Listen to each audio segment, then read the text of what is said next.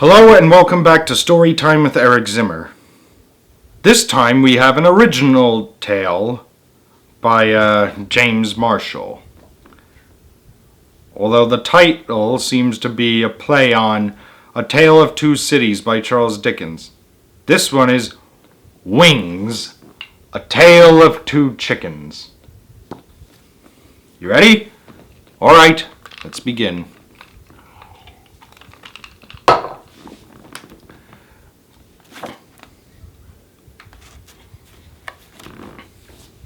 Harriet and Winnie were as different as two chickens could possibly be. And just so you know, Harriet is the one with the apron on her, and Winnie is the one with the bonnet. Harriet was enormously fond of reading. "Frankly, I'd rather swat flies," said Winnie. Many interesting hobbies kept Harriet busy all day. I'm so bored I could just die," said Winnie. "Go out for a walk or something. Do something with yourself. Don't just sit around there." One afternoon, Winnie was wandering in the garden. "Nothing really wild ever happens around here," she said. "Good afternoon," said a silky voice. But there was no one there. "Yeah, but what's that?" "Look up," said the voice. My, said Winnie. "Care to go for a spin?" said the stranger. "Oh, I couldn't," said Winnie. "Oh, come on," said the stranger. "Live a little." Well, she wanted to, but why not, said Winnie. And she climbed up the ladder and into the basket. "Blast off!" cried the stranger. "Stop! Stop!" cried Harriet. But it was too late. Isn't it always? "I'll be back for dinner," shouted Winnie, and they were gone. "She never did have a lick of sense," said the neighbors. "Didn't she know it was a fox? She never reads," said Harriet. The stranger introduced himself as Mr. Johnson. "Have a raspberry tart," he said. "I don't want to get too plump," said Winnie. "Plump is nice," said Mr. Johnson. Harriet went to the cops. "We'll do our best," said the officer, "but foxes are clever." "We'll see about that," said Harriet. Wanted again. Rat face.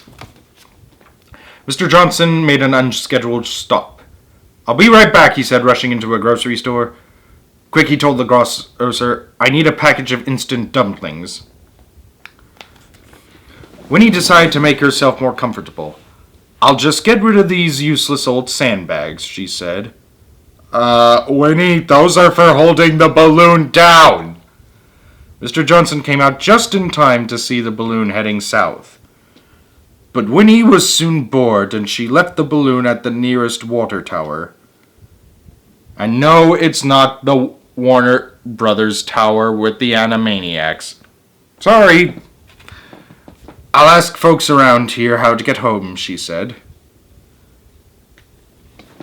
Look at that. I wonder what that means. Meanwhile, Mr. Johnson hadn't given up hope for a chicken dinner. "A chicken costume?" said the clerk in the costume store. "You heard me," said Mr. Johnson.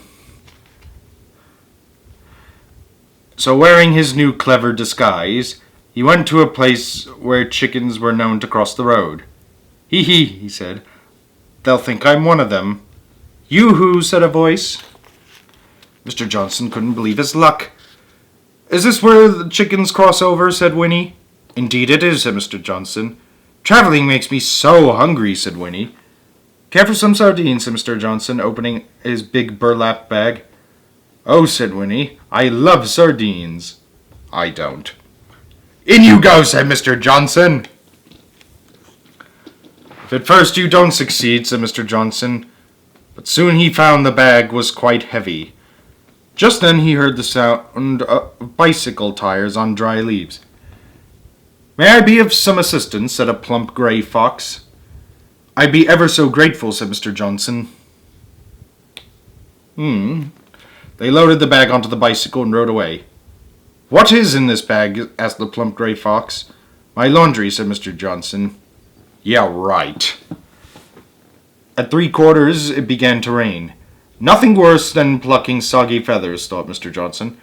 Shall we take shelter at this church? He suggested. Inside, the preacher was talking about charity. It is our duty to help the needy, he said. Humph, muttered Mr. Johnson. And what have we here? Said the preacher.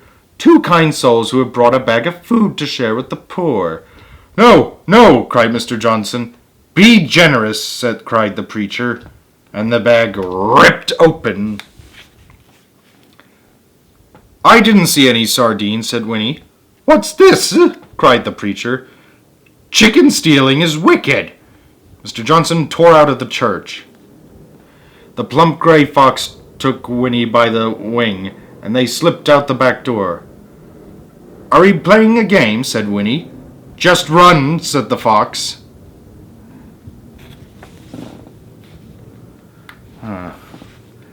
Soon they found themselves at the edge of a steep cliff. Phooey, said the plump gray fox. We'll have to turn back. Oh, looky, said Winnie. Here comes nice Mr. Johnson. And Mr. Johnson was almost upon them. Unhand that chicken, he cried. She's mine. Oh! At that moment, Mr. Johnson's balloon floated by. The plump gray fox threw Winnie into the basket and jumped in after her, and they were gone. Mr. Johnson was fit to be tired. You caused me a lot of trouble, said the plump gray fox. Now help me out of this embarrassing costume.